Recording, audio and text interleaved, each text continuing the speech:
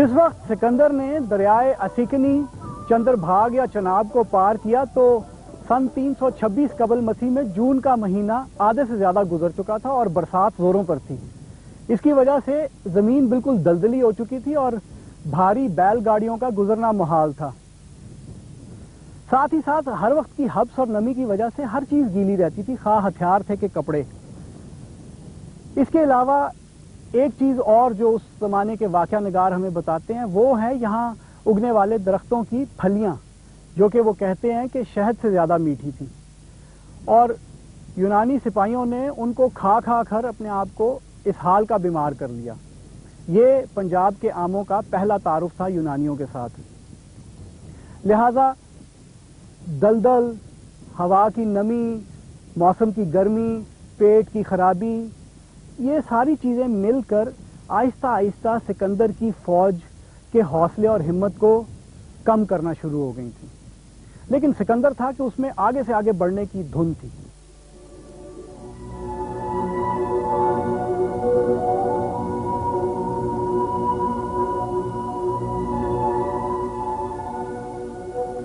جہاں جیلم اور چناب کے درمیانی دوابے میں راجہ پوروا کی حکومت تھی، تو رچنا دواب یعنی راوی اور چناب کے دوابے میں اس کا بھتیجا حاکم تھا۔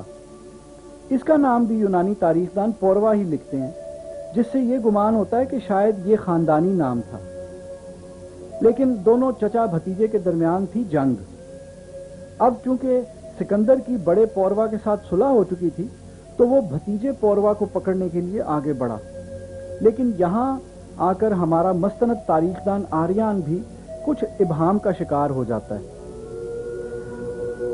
آریان لکھتا ہے کہ سکندر نے چھوٹے پوروا کے تعاقب میں دریائے راوی یا پرانی زبان میں جو اراوتی تھا اور جس کو یونانی اپنی زبان میں ہائیڈراوٹیز کہتے تھے، اس کے بھی پار نکل گیا۔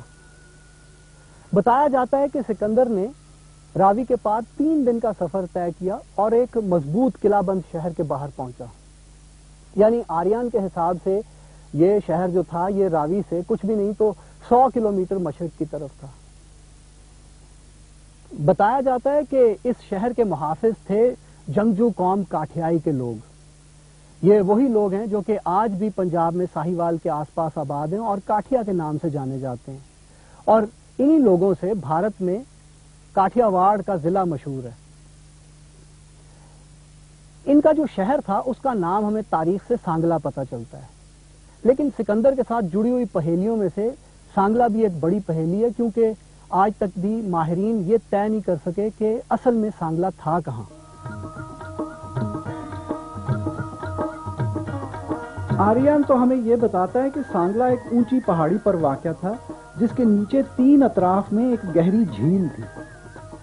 اب اگر آپ راوی سے 100 کلومیٹر مشرق کو جائیں تو آپ سانگلا کو طول بلد کے 75ویں خط کی سیدھ میں یعنی امرتسر اور جلندر کے بیچ کہیں کھوجیں گے۔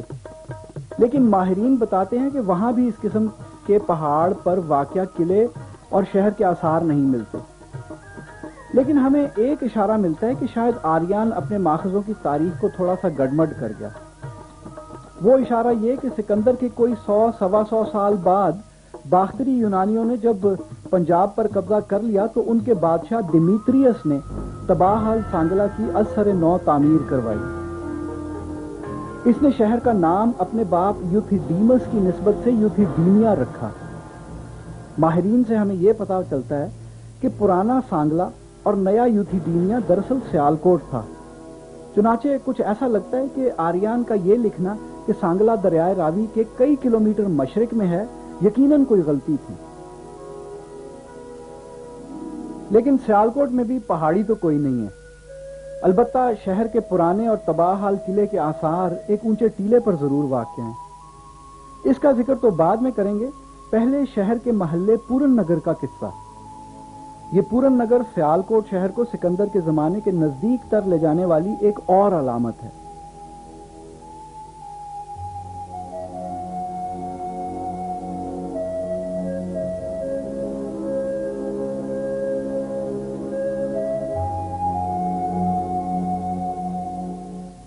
سیالکوٹ سے چپراڑ جانے والی سڑک پر ایک گاؤں گل بہار پڑتا ہے۔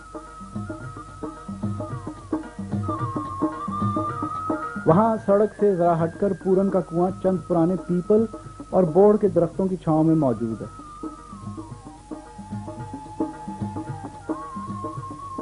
یہاں آج بھی ہر دین دھرم کی توہم پرست بانجھ عورتیں علاج کے لیے غسل کرنے کے لیے آتی ہیں،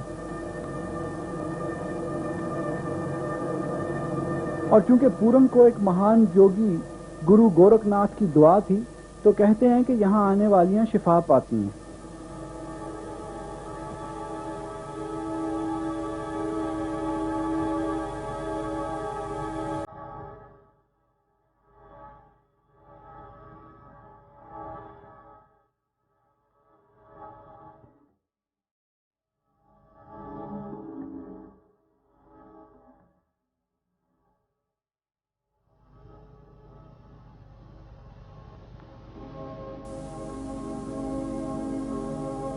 روایتوں میں یہ ہے کہ پورن بیٹا تھا راجہ سلواہن کا، جو کہ سیالکوٹ کا راجہ تھا اور پہلی صدی قبل مسیح میں گزرا۔ تاریخ سے ہمیں یہ پتہ چلتا ہے کہ سلواہن نے جب سیالکوٹ کا تخت سنبھالا تو شہر کے حالات بہت ہی دگرگوں تھے اور اس نے یہاں پہ نئے سرے سے مرمت کروائی۔ اب اس کے بیٹے پورن کی کہانی جو ہے وہ بالکل ٹیکسلا کے کنال کی کہانی سے ملتی جلتی ہے، یعنی یہاں بھی سوتیلی ماں نے پورن کو ورغلانے کی کوشش کی، لیکن ورغلانے والی کو تو کچھ نہ ہوا، غریب پورن کے ہاتھ پاؤں بادشاہ کے حکم پر کٹوا کر اس کو یہاں شہر سے باہر اس کنویں میں پھینکوا دیا گیا۔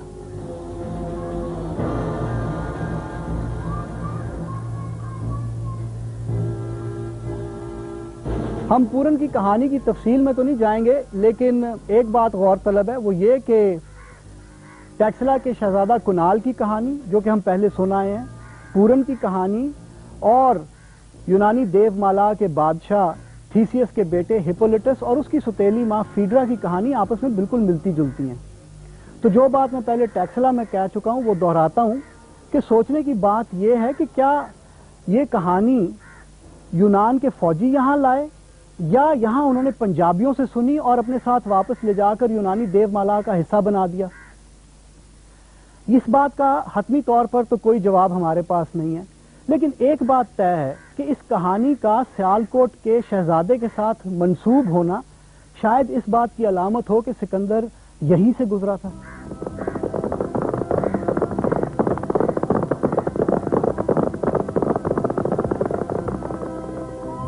اگر یہ بات ہے تو یقیناً سکندر کا سانگلا سیالکوٹ ہے، اور سیالکوٹ میں ایک قدیم قلعے کے آثار بھی ہیں، تو یہاں سانگلا کے قلعے میں بھی بڑا مارکا ہوا۔ آریان کے مطابق سانگلا کے کاٹھیوں نے قلعے کے گردا گرد اپنی مال بردار گاڑیوں کو کھڑا کر دیا۔ اس حکمت عملی نے یونانیوں کو خاصی مشکلات دیں اور پہلے دن کا حملہ تو بالکل ہی ناکام رہا۔ دوسرے دن یونانی منجنیقیں استعمال میں لائی گئیں، ساتھ ہی سرنگیں لگانے والے سپاہیوں نے قلعے کی دیوار کو بہت نقصان پہنچایا۔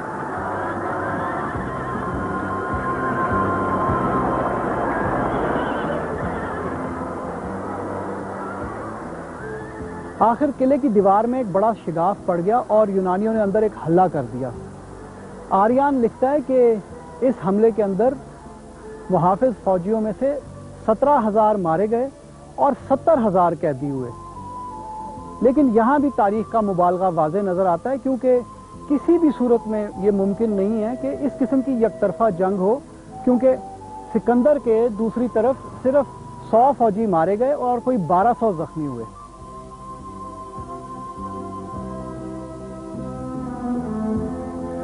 تو یوں سکندر نے سانگلا یا سیالکوٹ فتح کیا اور راجہ پوروا کی عملداری میں دے دیا۔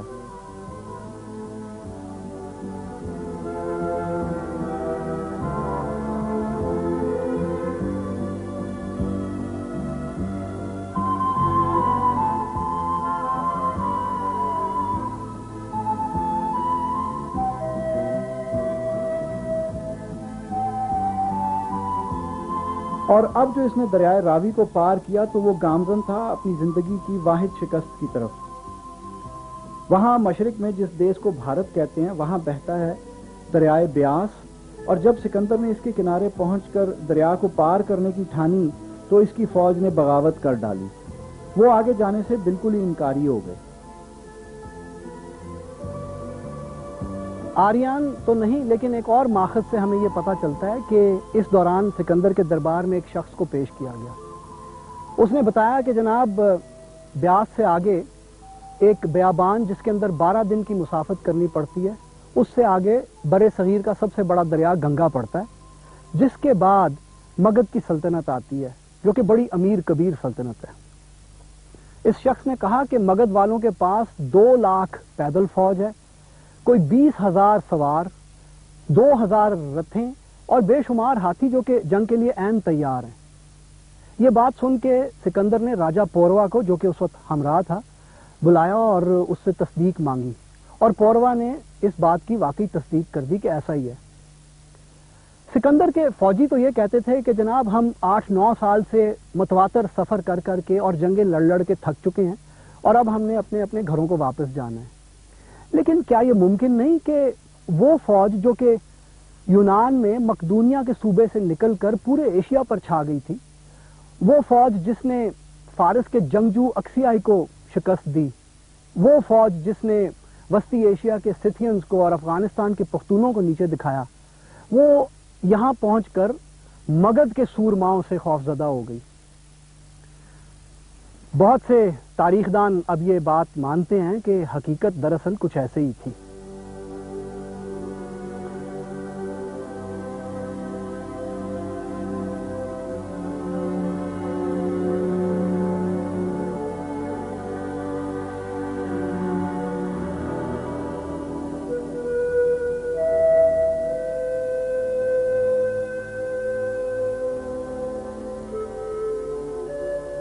सिकंदर ने एक लंबी और खासी जज्बाती सी तकरीर की और ये धौंस भी दी कि अगर उसकी फौज ना मानी तो वो अकेला ही आगे बढ़ जाएगा, लेकिन फौज तस से मस न हुई।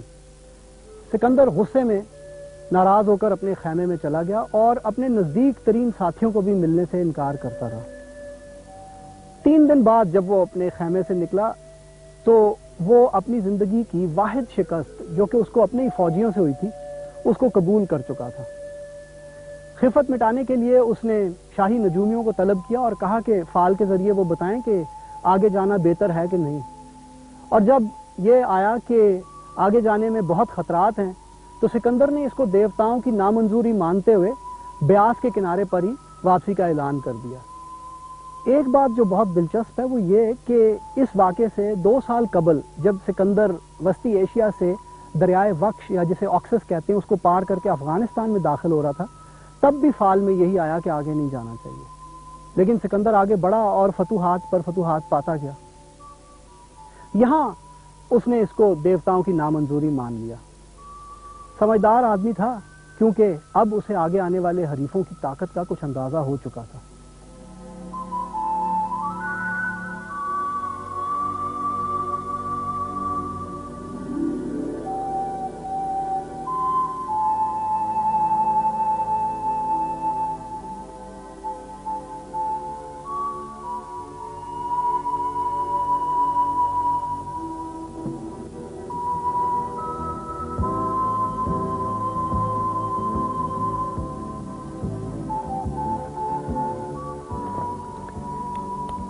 एक बात जो कि बहुत दिलचस्प भी है और कुछ पुरस्कार भी, वो ये कि जिस जर्नैल ने फौजियों का साथ दिया बगावत के दौरान, वो चंद दिन बाद मर गया। इस जर्नैल का नाम था कॉइनस और सिकंदर के पुराने साथियों में से होने के नाते ये बहुत भरोसे वाला था, जिसने अपने बादशाह की खातिर बेशुमार फतूहात भी की थी। तारीख हमें ये बताती है कि कॉइनस बीमार होकर मरा, लेकिन हम ये जानते हैं कि ऐसे जहर भी हैं कि जिनसे मौत की अलामत बिल्कुल ऐसे होती है कि जैसे बीमारी की। तो कहीं ऐसा तो नहीं था कि सिकंदर ने ही अपने जर्नैल का किस्सा तमाम करवा दिया हो, यानी कहीं ऐसा तो नहीं था कि कॉइनस को सजा दी गई हो कि बजाय बादशाह के वो फौजियों का साथ दे रहा था। सिकंदर के साथ जुड़ी हुई पहेलियों में से ये भी एक पहेली है कि जिस पर से कभी पर्दा शायद ना उठ सके।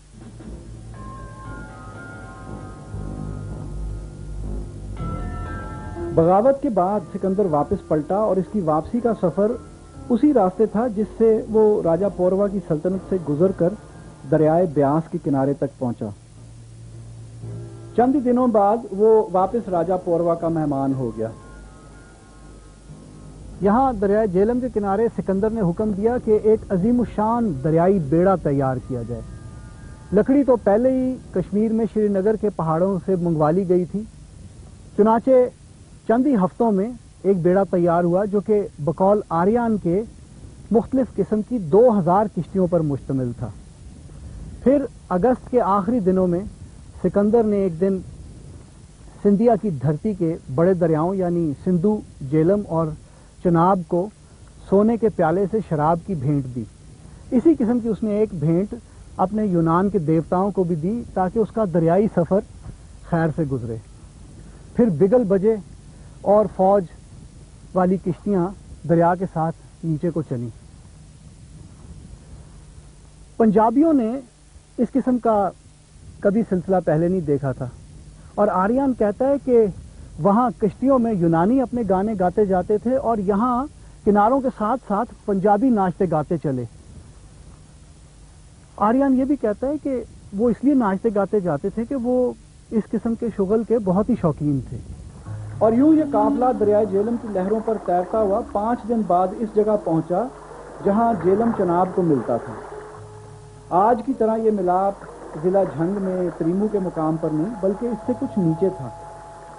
आर्यन लिखता है कि संगम पर चनाब की ठाठों का शोर दूर से सुनाई देता था। याद रहे कि भादों का महीना था और दरिया बिखरा हुआ था और यहाँ पानी की रफ्तार ऐसी तेज थी कि बहुत सी किश्तियों को नुकसान पहुंचा, जबकि 2 डूब भी गईं जिससे खासा जानी नुकसान भी हुआ।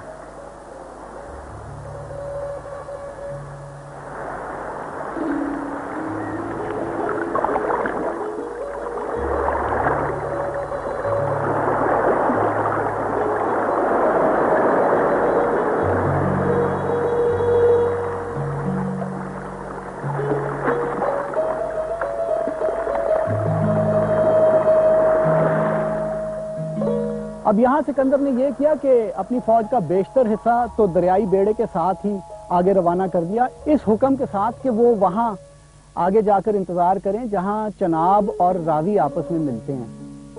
खुद वो मालियों के देश की तरफ बढ़ा। तारीखदान हमें यह बताते हैं कि ये माली राजस्थान में मालवा के रहने वाले राजपूत कबीले थे और इनके सदर शहर का नाम था मलस्थानापुरा या मलस्थान। जी हाँ, ये वही मलस्थान था जिसको हम आज मुल्तान के नाम से जानते हैं। तो सिकंदर का सफर मुल्तान तक जो था वो एक रेगजार के बीच से था और उस वक्त उसके पास फौज थी कोई 8 से 10 हजार की।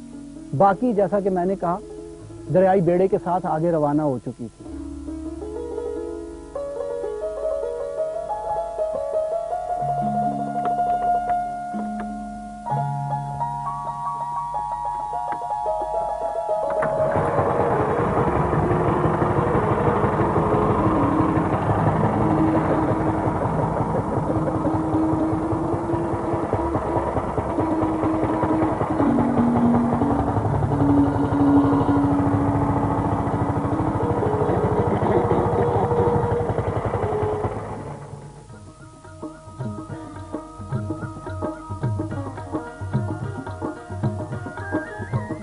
अंग्रेजों के बिछाए हुए नहरों के जाल ने पिछली 1 सदी में रेगजारों को सब्जाजार कर दिया। लेकिन जब सिकंदर मौजूदा जिला टोबा टेक सिंह में दाखिल हुआ तो यहां हर तरफ रेत ही रेत थी।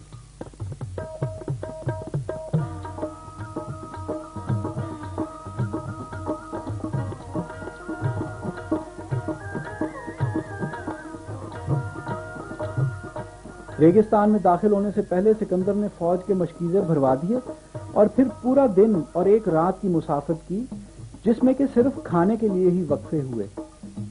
और यूं सिकंदर अपनी फौज लेकर एक ऐसे शहर के नजदीक पहुंचा कि जिसके बारे में वो जानता था कि मालियों की आमाजगाह है। सिकंदर के तारीखदान हमें शहर का नाम तो नहीं बताते, लेकिन वो शहर आज कोट कमालिया कहलाता है।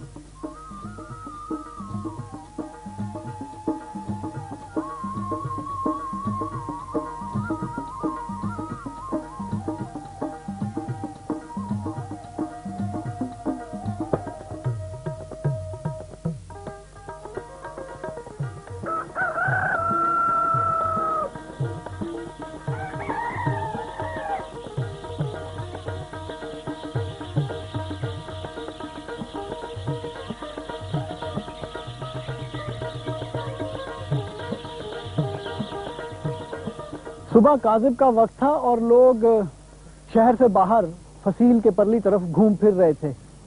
گو سکندر کا حملہ متوقع تو تھا، لیکن کسی کے وہم و گمان میں بھی نہیں تھا کہ وہ اپنی فوج لے کر اس بے آب و گیا ریگستان سے نکل آئے گا. یکلخت یونانی فوج کمالیہ کے لوگوں پر ٹوٹ پڑی اور بہت سو کا قتل عام ہوا. باقی لوگ اپنی جانیں بچا کر قلعے کے اندر آ کر بند ہو گئے. سکندر نے اپنی سوار فوج کے ساتھ قلعے کا محاصرہ کیا اور بھاری پیادہ فوج کے انتظار میں بیٹھ گیا. 2 دن بعد جب وہ فوج آئی تو سکندر نے کمالیہ کے قلعے پر حملہ کر دیا.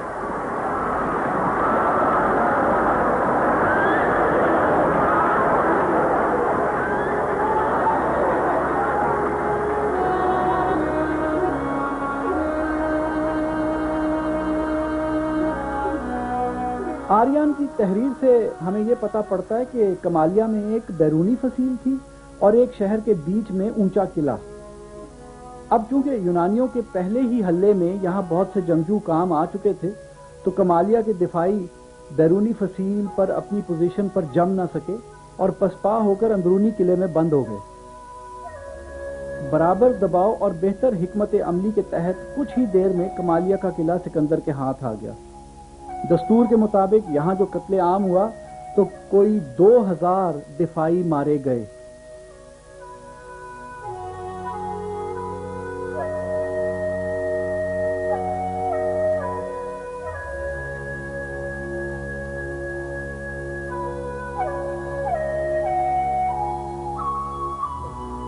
کمالیہ سے آگے ایک اور بڑا مارکا تھا، ایک ایسا مارکا کہ جس نے تقریباً سکندر کی جان ہی لے لی، اور وہ مارکا ایک شہر میں ہوا جو کہ آج تک آباد ہے. تو اس شہر کو جاننے کے لیے تھوڑا سا انتظار.